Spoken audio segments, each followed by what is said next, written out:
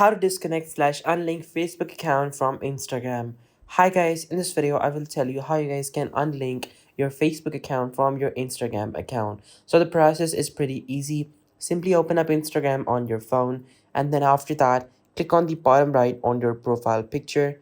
Then simply click on the top right on these three lines. Then from over here simply click on settings, and then after that scroll down till the end, and you guys are going to see the option for accounts center over here. Simply click on accounts center, and then after that you guys are going to get the option for profiles. Simply click on profiles from over here, and you guys are going to basically see if you have Facebook linked or not. Now if your Facebook account is linked, simply come back, and then after that click on accounts at the bottom.